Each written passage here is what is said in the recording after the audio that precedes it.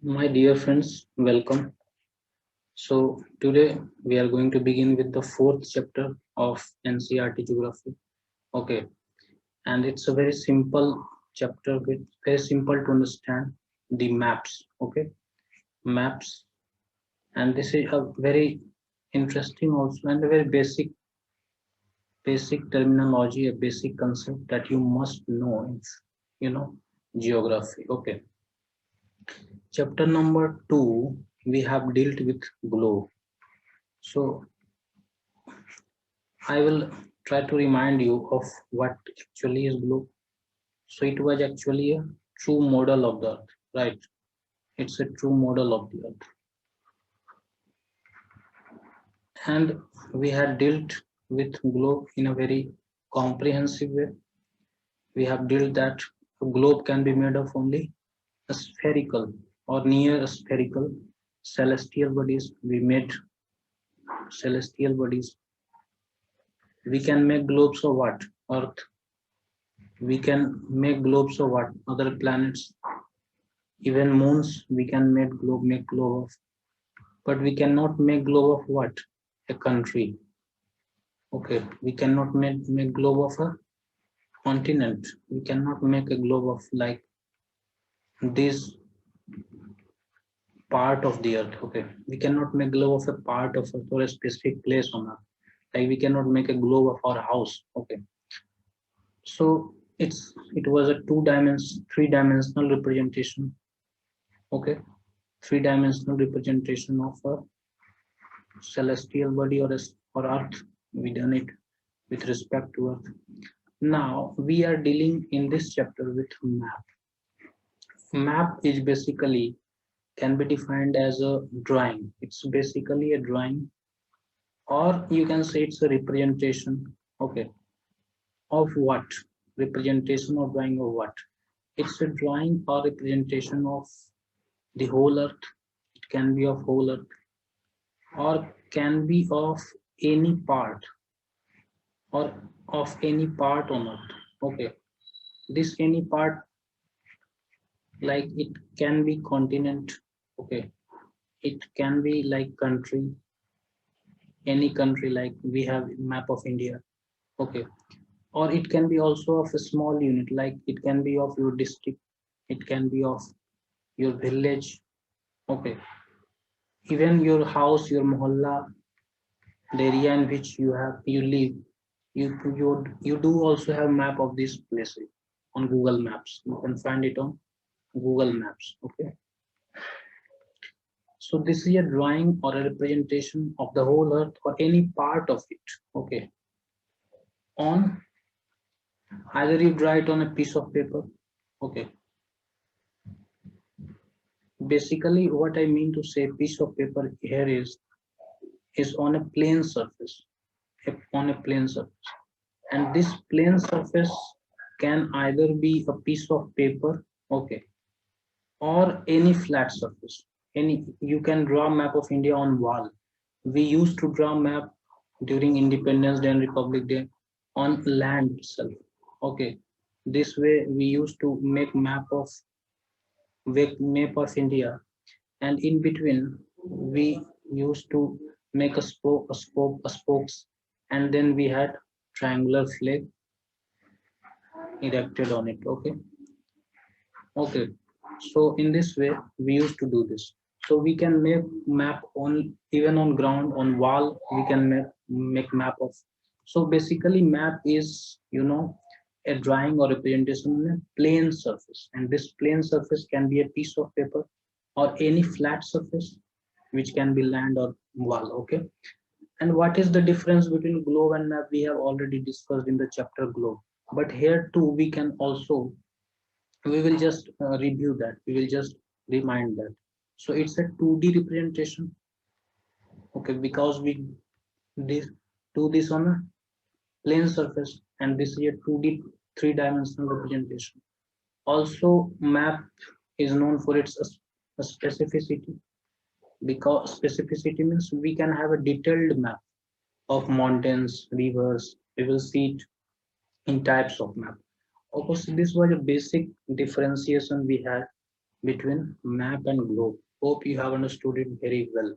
Okay, if you want to note it down, you can note it down. And if you will watch my lecture on the chapter globe, the second chapter, you will understand it very easily. Okay, so now comes the second topic, that is atlas. It's a what is atlas? So my friend, consider dictionary. You might have, now these days there are digital dictionaries, but a decade ago or a couple of decade ago, people used to have a very thick book.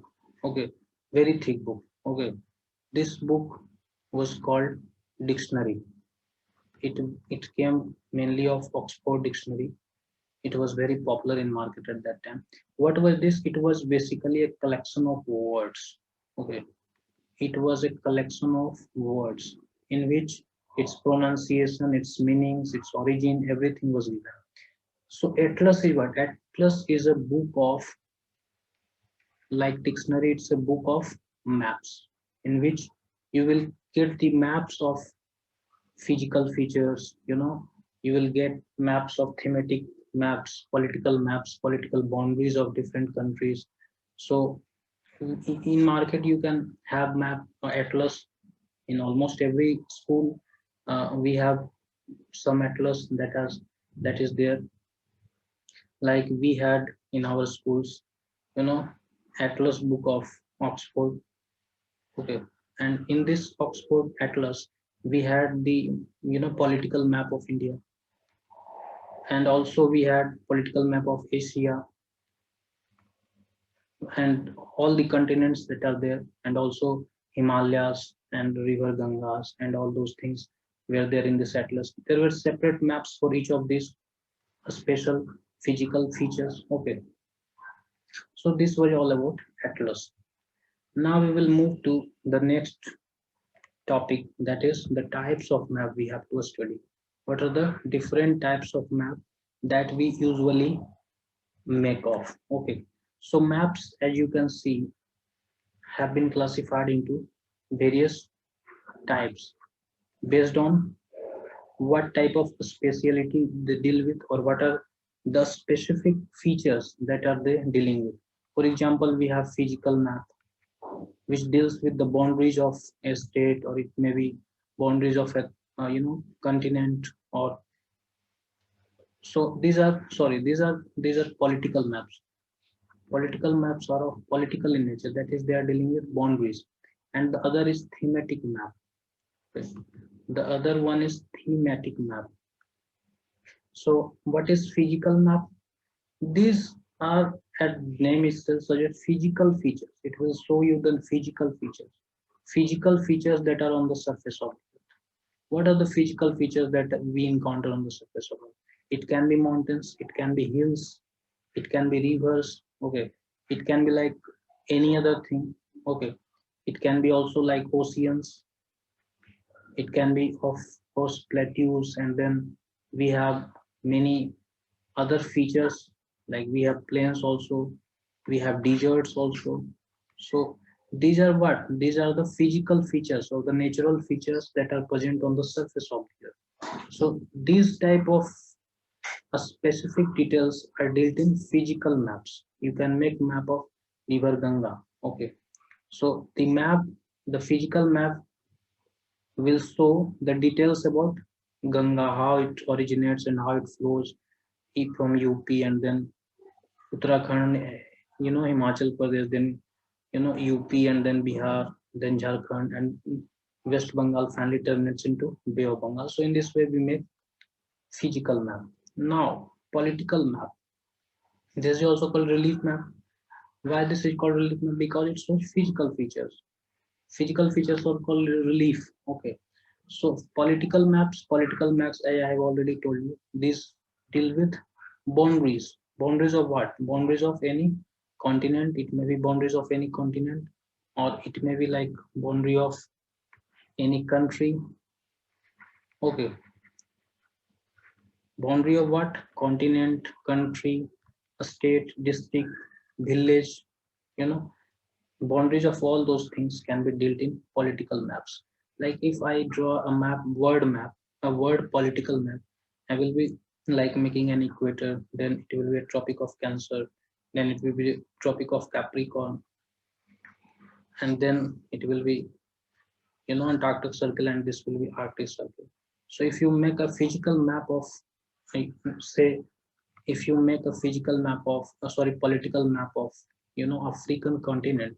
So what will you do? You start with here, okay, and you like go here and then a little down, and then this way you make map of Africa, okay. You make of Africa. This is a map of Africa, okay, and then you proceed further and you come in India, and then again it's China, South China Sea, and then again it's Russian, and then here is Japan. Okay, so you make political maps like this. You make word political map like this. Okay, and then this will be like Europe, and this will be like United Kingdom. Okay, so this way you can. This is map of India. You can have separate map, political map for India as well. You begin like this. We can have a separate video on this if you want me to uh, make a video on how to make maps on India and world. I can make them if you want them only. Okay, but in this chapter, no. In this chapter, we will be concentrating on what are the essential things that we need to study, or what are the concepts that we deal with in this chapter. Thematic maps are, they deal with a specific information. For example, you have the road or the rainfall maps. Rainfall maps are basically very helpful in, dealing with the situation of cyclones, drought, flood. These are generally produced by Indian Meteorological Department. Okay. Also, you can have maps of like forests and industry. So these maps deal with a particular theme, a particular theme. Type of soil can also be there, of course. These deal with particular theme. Okay. This can be anything. Okay. So we have dealt with three types of map here. I think you have, understood it very well. Okay. Now, next, what are some of the components that is very essential to understand while dealing with map? So let's understand what are these components of the map. So the first three components are there, which are essential to understand. Components of maps. What are the three components that we need to understand here? The first one is, of course, distance. Okay, and then we have direction, which is very, very essential. And then we have symbol. These are the standard symbols which are, which are universal in nature. That is, they are acceptable in every country because they are formed from the consensus of all these countries. So they are universally acceptable. Direction is, we will dealing with four cardinal directions, that is north, south, east, and west. These are four cardinal directions, and other directions are derived from it. For example, if we draw this is a direction called north.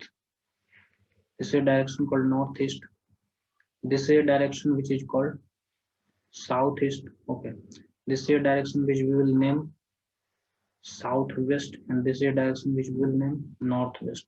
So these are four. There are four primary directions, cardinal directions, and these are the directions which are actually not cardinal, but a mixture of these directions. Means you are not, if you are moving towards this direction, you are not completely moving towards north, not completely moving towards west. Basically, you are moving towards both north and west. Okay. So this direction is called northwest. Similarly, if you are going in this direction, you are neither completely going north, neither completely going east, but you are going in both north and east direction. Okay. So that is why it is called northeast direction. So these are four cardinal directions, and these are the directions which are which are addition of two directions. Okay. Now there is also another factor which is very important to understand. It is distance. What is distance? Suppose we say, what is the distance between, Suppose what is distance between your school and your home? Okay, so you will say suppose 2 kilometers. If I draw a map of your district or your town where you live, and I show you a school here, okay, I saw your school here and your home here. So we cannot have a paper of 2 kilometers long which will show the school of your school and the distance between your home. So what we do, we just minimize that distance in terms of some a smaller units. Suppose 2 kilometers is taken here only zero point 0.2 centimeter, or suppose 2 centimeter long, so that we can represent 1 centimeter equals to 1 kilometer. Okay, we have to write it on map when we draw it. So it is called basically a scaling. It is basically a scaling when we minimize the distance, so that to have an exact idea of the distance between two places which we are representing or which we are drawing on a map. Okay, this is an example of what we have done on the map. So suppose this is your map of your district, and here I represented your school in a circle and your house in a rectangle. So this distance, I will write it here 2 centimeter, and I will write it here a scale, that is 1 centimeter represents 1 kilometer. So 2 centimeter will represent 2 kilometer. So in this way we do a scaling of the map. Okay. So this is basically done to represent the actual distance between the what is the distance on map and what is distance on ground. Okay. So it's actual distance, ratio of actual distance. What we have done, 1 is to 1 kilometer. That means 1 centimeter is equal to 1 kilometer. So that this is basically a ratio of the distance that is there on reality, that is on the ground, and what we have represented on the map. Okay. So there are of course a small scale map which will represent like which will take a smaller measurement on map to represent larger scale on ground. It may be like 5,000 kilometers. And then we have large scale map which will be like which will be showing like 5 centimeter. Here will maybe like 50 meter or 500 meter, it may be.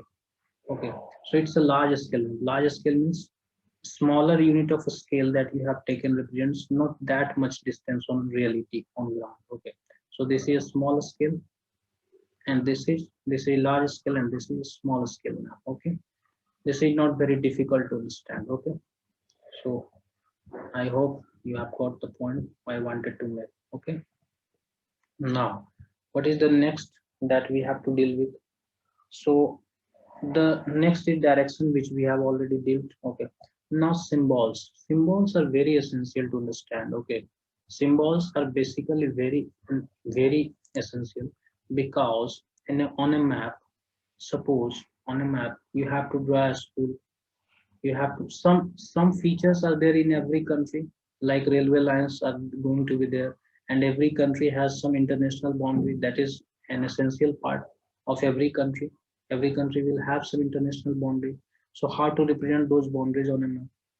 Okay, and similarly, like there can be water bodies like oceans, like lakes, and then mountains. These are the physical features that are present almost in every continent or every country. Not every country, but at least on every continent we have mountains, we have water bodies. Okay, then we have plains almost in every continent. And what is the peculiarity of India? That is in India we have mountains, we have water bodies, we have deserts, we have coastal plains. Okay, we have also like Western Ghats, we have forests. Everything is there. Every diversity of nature is found in India. Okay, so that is the rich diversity that we have. Now concentrating on symbols. So symbols, as the name itself suggests, they on maps, symbols have basically universal acceptance. Okay, they are basically some form of universal. They are some form of like universal language that is understood by all. Okay, understood by all. That is, they are universally acceptable. Universally acceptable means they have all meaning, they have the same meaning in every country. Okay, in every country. And this universal acceptance is due to the fact that there is an international agreement. There is an international agreement regarding, use of these symbols, and that is why they are called conventional symbols, because of this international agreement that is there with regard to use of these symbols. They are also called as conventional symbols. Okay, conventional symbols. For example, if you have to represent a water body, you will use blue color. Okay, you will use blue color. For example, if we draw a map of India here, a small map of India. Okay, these are its coastal plains, of course, and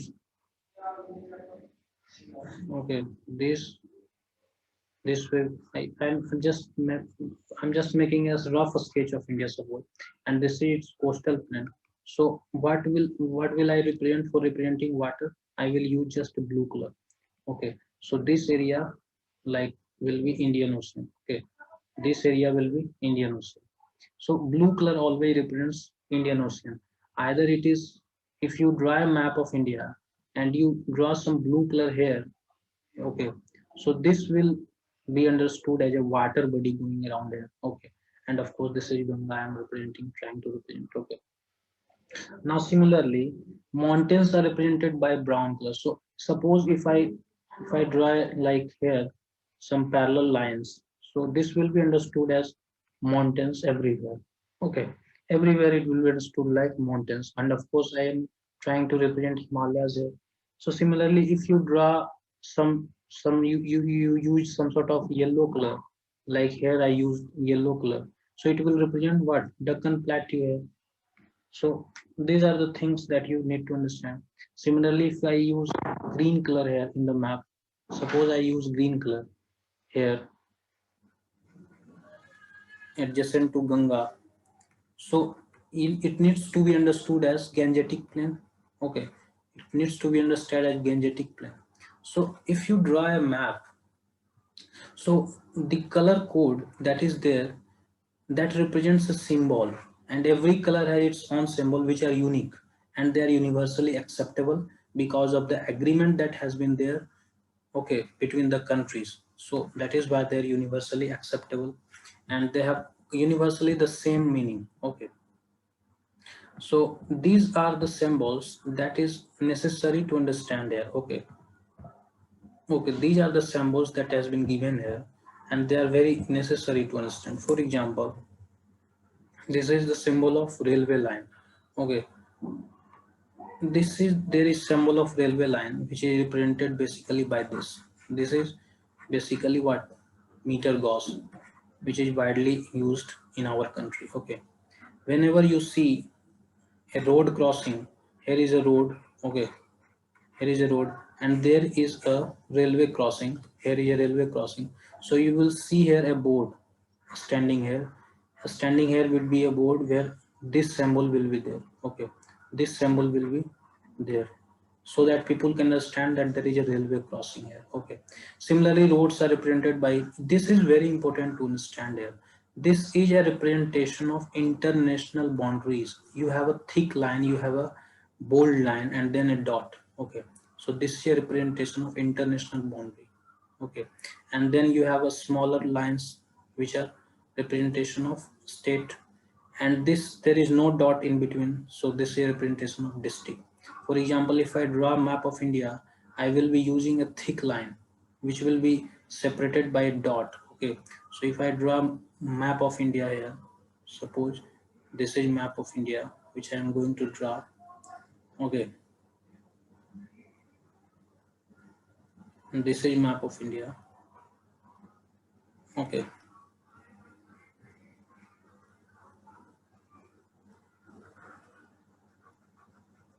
okay,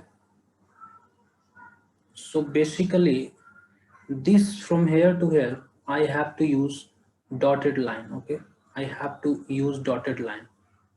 Okay, from here to, from here to here, and between them a dot has to be used. Okay, a dot has to be used because it represents some sort of international boundary. Okay, which will be understood everywhere that India has this international boundary. Okay,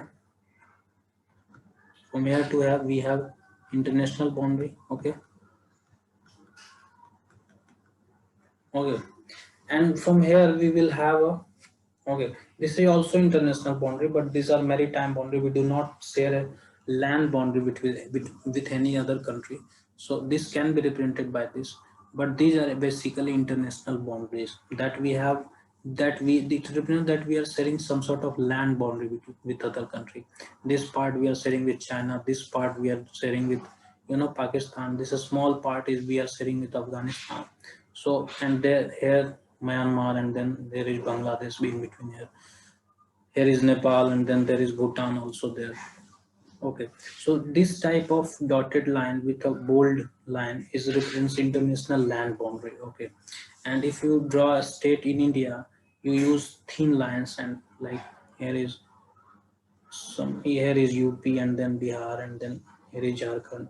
So you have to use this dot fractured line. Okay, so I think I have covered every part of, every part of every concept that is there in this chapter.